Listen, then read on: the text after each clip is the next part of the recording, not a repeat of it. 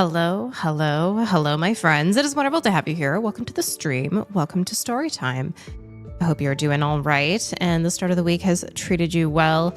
It is a frosty Tuesday over here in my neck of the woods, even colder tomorrow. But this is going to be our final story time before Christmas. But perhaps not our last reading stream before Christmas.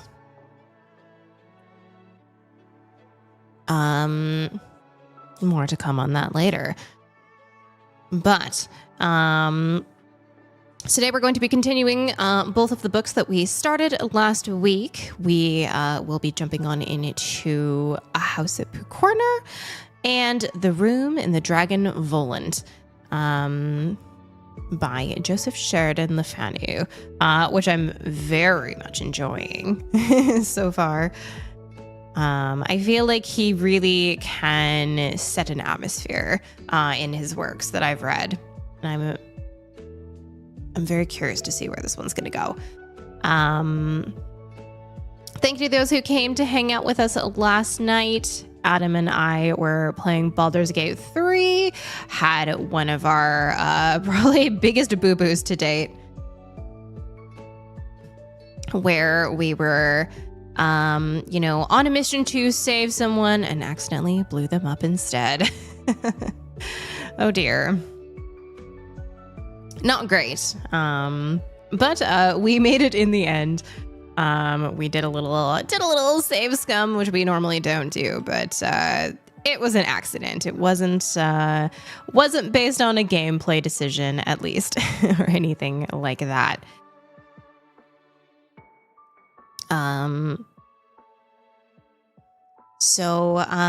Reading wise, I did want to say, there is a new post up on the blog, for the our Twilight read through.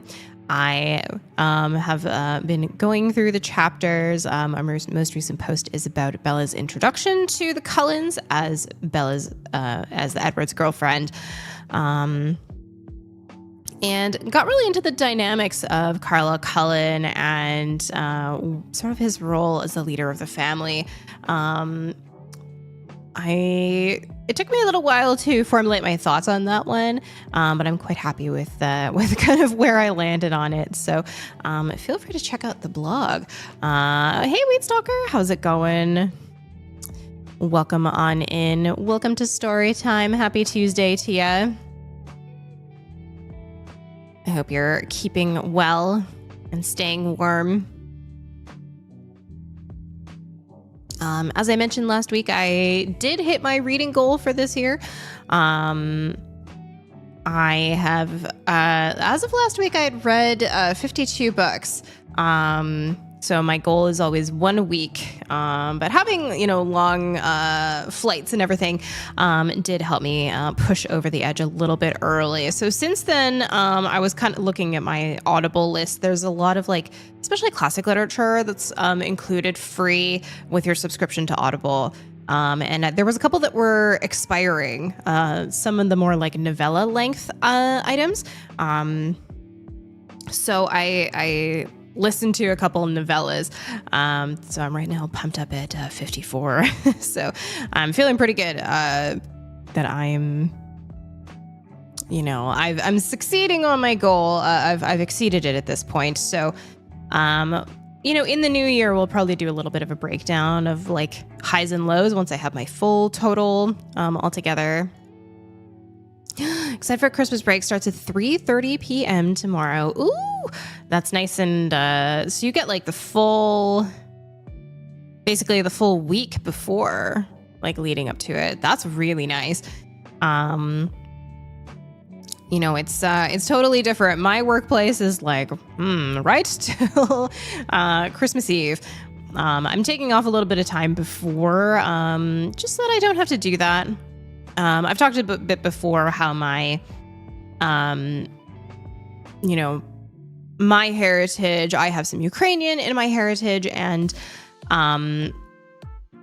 Ukraine, in some of their traditions, Christmas Eve is the big day. And I was like, I'm not staying till the end of the day, Christmas Eve. And then need to try and fit in all of the stuff for the big, our big formal day. Like Christmas Day is much more of a chill, like we're in our pajamas, we're eating Christmas cookies for breakfast. Like it's a very much more relaxed than Christmas Eve, which is a lot more formal. I don't have to go back to work until January 4th. One of the perks of working at the same facility the last 15 years, accrue a lot of paid time off. That's really great. Good for you that you're able to take such a nice chunk of time there. You'll come back in the new year, like feeling so refreshed.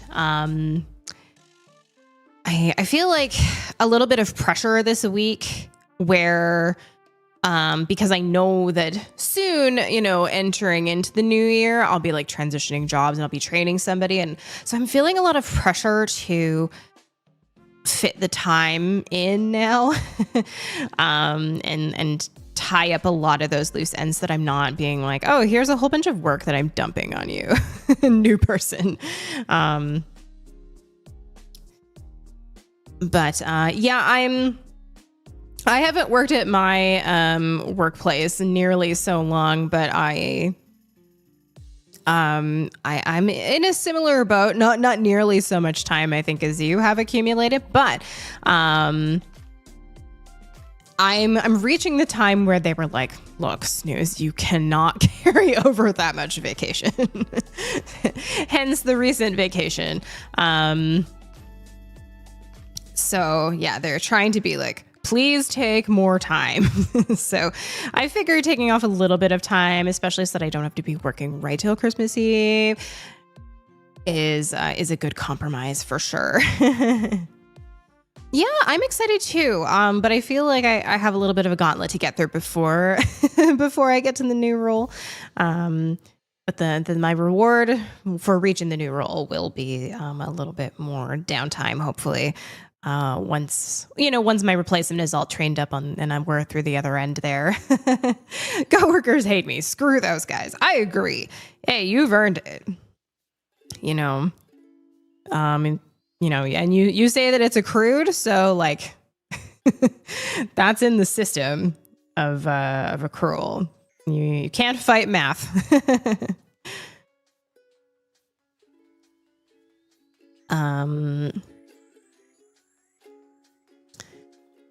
So what else? I've just like my brain keeps coming back to books for story time. I've started a brand new book since I listened to a couple novellas. One that I'm very interested to see where it's going to go. It's called Between Two Fires, by of course I'm signed out.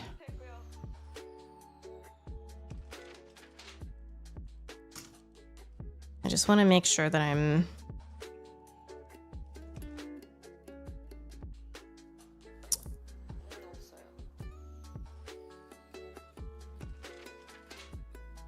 there. Christopher Bielman, I think is how it's pronounced. Bielman, maybe. But Between Two Fires, and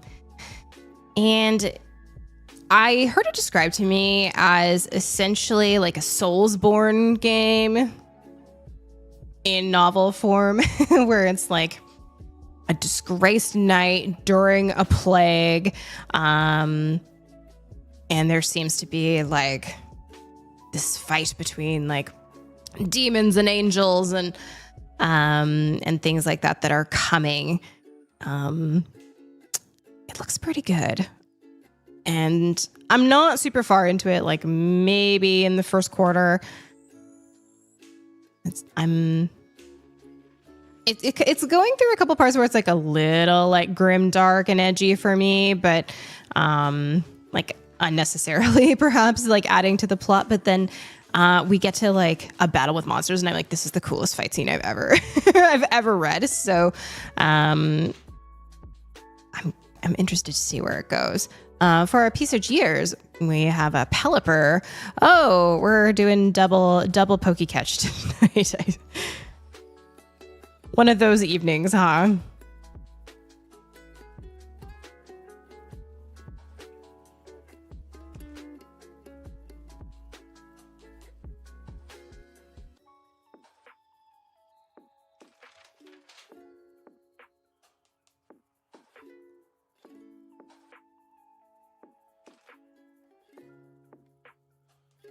Okay.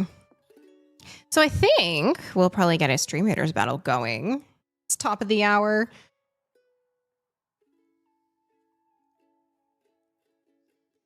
Can kind of keep ourselves on the half hour.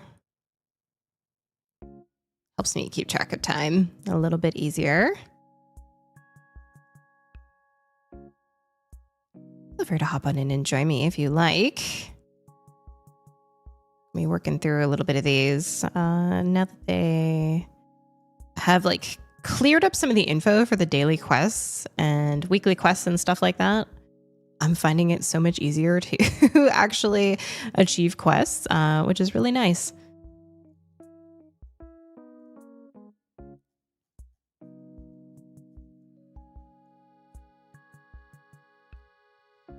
And while we're at it, why don't we get our fireplace lit?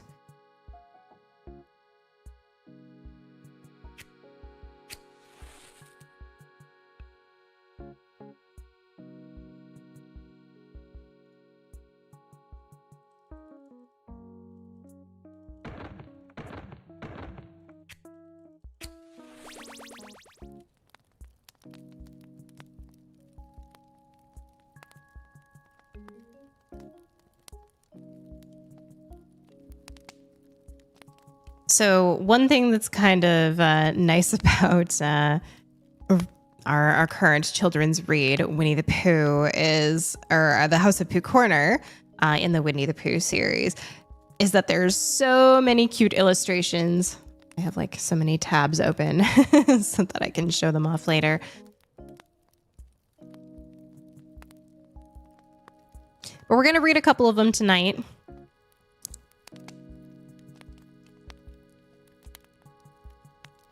I'm going to try and make this a decently long reading stream, just since we're, this is going to be our last one. Obviously, as I said, my family does a lot of their stuff on Christmas Eve, so I won't be reading next week. But there is going to be a bonus reading stream coming up. More on that later. But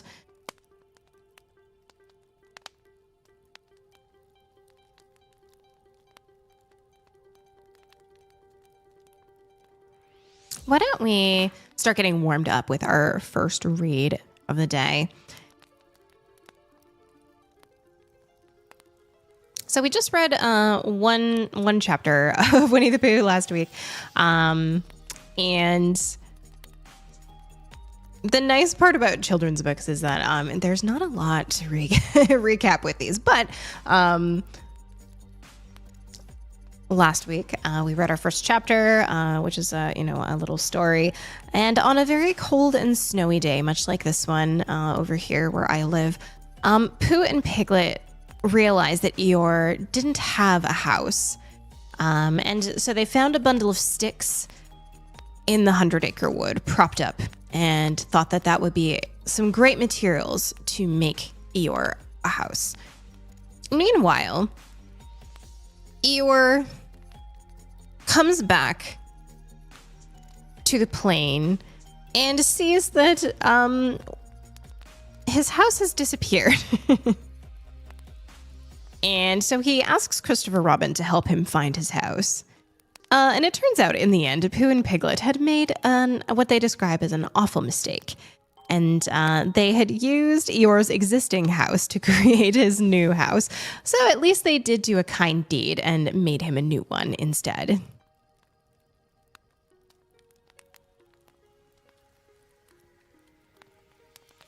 So we're going to read chapters 2 and 3 tonight. And chapter 2 introduces a new and beloved character to our Winnie the Pooh narrative.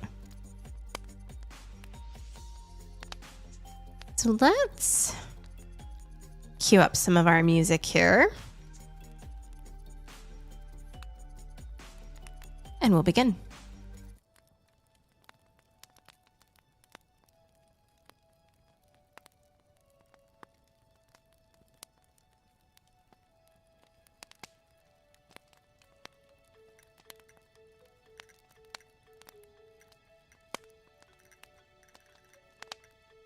Chapter 2, in which Tigger comes to the forest and has breakfast. Winnie the Pooh woke up suddenly in the middle of the night and listened.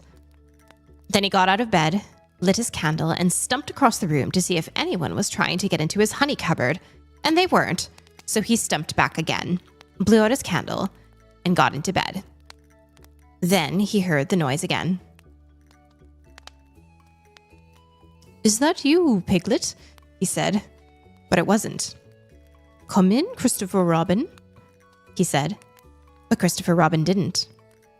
"Tell me about it tomorrow, Eeyore," said Pooh sleepily. But the noise went on. "Wah, wah, wah, wah, wah," said whatever it was, and Pooh found he wasn't asleep after all. "What can it be?" he thought. "There are a lot of noises in the forest, but this is a different one. It isn't a growl, and it isn't a purr, and it isn't a bark, and it isn't the noise you make before beginning a piece of poetry. But it's a noise of some kind made by a strange animal, and he's making it outside my door, so I shall get up and ask him not to do it." He got out of bed and opened his front door. "Hello," said Pooh, in case there was anything outside. "Hello," said whatever it was. "Oh," said Pooh. "Hello." "Hello." "Oh, there you are," said Pooh. "Hello." "Hello," said the strange animal, wondering how long this was going on. Pooh was going to say hello for the 4th time when he thought he wouldn't, so he said, "Who is it?" instead. "Me," said a voice. "Oh," said Pooh. "Well, come here." So, whatever it was, came here, and in the light of the candle, he and Pooh looked at each other. "I'm Pooh," said Pooh. "I'm Tigger," said Tigger. "Oh," said Pooh, for he had never seen an animal like this before. "Does Christopher Robin know about you?" "Of course he does," said Tigger. "Well," said Pooh, "it's the middle of the night, which is a good time for going to sleep. And tomorrow morning we'll have some honey for breakfast." "Do Tiggers like honey?" "They like everything," said Tigger cheerfully. "Then, if they like going to sleep on the floor, I'll go back to bed," said Pooh, "and we'll do things in the morning. Good night." And he got back into bed and went fast asleep. When he awoke in the morning, the first thing he saw was Tigger sitting in front of the glass and looking at himself. "Hello," said Pooh. "Hello," said Tigger. "I found somebody just like me. I thought I was the only one of them." Pooh got out of bed and began to explain what a looking glass was, but he was just getting to the interesting part when Tigger said, "Excuse me a moment, but there's something climbing up your table." With a loud wow, wow, wow, wow, wow, he jumped at the end of the tablecloth, pulled it to the ground, wrapped himself up in it 3 times, rolled it to the other end of the room, and after a terrible struggle, got his head out in the daylight again, and asked cheerfully, "Have I won?" "That's my tablecloth," said Pooh as he began to unwind Tigger. "I wondered what it was," said Tigger. "It goes on the table and you put things on it." "Then why did it try to bite me when I wasn't looking?" "I don't think it did," said Pooh. "It tried," said Tigger, "but I was too quick for it." Pooh put the cloth back on the table and he put a large honey pot on the cloth, and they sat down to breakfast. And as soon as they sat down, Tigger took a large mouthful of honey and looked up at the ceiling with his head on one side and made exploring noises with his tongue and considering noises and what have we got here noises. And then he said in a very decided voice, "Tiggers don't like honey."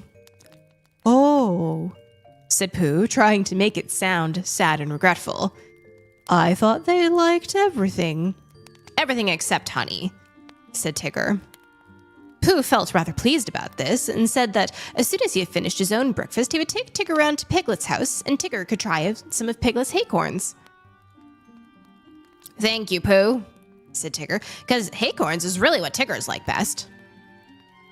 So after breakfast, they went around to see Piglet, and Pooh explained that when they went, that Piglet was a very small animal who didn't like bouncing and asked Tigger not to be too bouncy just at first. And Tigger, who had been hiding behind trees and jumping out on Pooh's shadow when it wasn't looking, said that Tiggers were only bouncy before breakfast, and as soon as they'd had a few acorns, they became quiet and refreshed. So by and by, they knocked at the door of Piglet's house. "Hello, Pooh," said Piglet. "Hello, Piglet. This is Tigger." "Oh, is it?" said Piglet as he edged round to the other side of the table. I thought Tiggers were smaller than that." "Not the big ones," said Tigger. "They like acorns," said Pooh. "So that's what we've come for, because poor Tigger hasn't had any breakfast yet." Piglet pushed the bowl of acorns towards Tigger and said, "Help yourself." And he got up close to Pooh and felt much braver and said, "So you're a Tigger?" Well, in a careless sort of voice, but Tigger said nothing because his mouth was full of acorns. After a long munching noise, he said, "Ears, oh, ears." And when Pooh and Piglet said, "What?" he said, "Scoozy," and went outside for a moment. When he came back, he said firmly, "Tiggers don't like acorns." "But you said they liked everything except honey," said Pooh. "Everything except honey and acorns," explained Tigger. When he heard this, Pooh said, "Oh, I see." And Piglet, who was rather glad Tiggers didn't like acorns, said, "What about thistles?" "Thistles," said Tigger, "is what Tiggers like best." "Then let's go along and see Eeyore," said Piglet. So the three of them went, and after they had walked and walked and walked, they came to the part of the forest where Eeyore was. "Hello, Eeyore," said Pooh. "This is Tigger." "What is?" said Eeyore. "This," said Pooh and Piglet together, and Tigger smiled his happiest smile and said nothing. Eeyore walked all around Tigger one way, and then turned and walked all around him the other way. "What did you say it was?" he asked. "Tigger?" "Ah," said Eeyore. He's just come," explained Piglet. "Ah," said Eeyore again. He thought for a long time and then said, "When is he going?" Pooh explained to Eeyore that Tigger was a great friend of Christopher Robin's who had come to stay in the forest, and Piglet explained to Tigger he mustn't mind what Eeyore said because he was always gloomy. And Eeyore explained to Piglet that, on the contrary, he was feeling particularly cheerful that morning. And Tigger explained to anybody who was listening that he hadn't had any breakfast yet. "I knew there was something," said Pooh. "Tiggers always eat thistles, so that's why we came to see you, Eeyore." "Don't mention it, Pooh." Oh, Eeyore, I didn't mean we didn't want to see you." Quite, but your new stripy friend. Naturally, he wants his breakfast. What did you say his name was?" "Tigger." "Then come this way." Eeyore led the way to the most thistly-looking patch of thistles that ever was and waved a hoof at it. "A little patch I was keeping for my birthday," he said. "But after all, what are birthdays? Here today, gone tomorrow. Help yourself." Tigger thanked him and looked a little anxiously at Pooh. "Are these really thistles?" he whispered. "Yes," said Pooh. "What Tiggers like best?" "That's right," said Pooh. I see," said Tigger. So he took a large mouthful and gave a large crunch. "Ow!" said Tigger. He sat down and put his paw in his mouth. "What's the matter?" asked Pooh. "Hot!" mumbled Tigger. "Your friend," said Eeyore, Appears to have bitten on a bee. Pooh's friend stopped shaking his head to get the prickles out and explained that Tiggers didn't like thistles. Then why bend a perfectly good one? Asked Eeyore. But you said, began Pooh, you said the Tiggers liked everything except honey and acorns. And thistles, said Tigger, who was now running around in circles with his tongue hanging out. Pooh looked at him sadly. What are we going to do? Piglet asked. And they knew the answer to that. At once, they must go and see Christopher Robin. You'll find him with Kanga, said Eeyore. He came close to Pooh and said in a loud whisper, Could you ask your friend to do his exercises somewhere else? I shall be having lunch directly, and I don't want it bounced on before I begin.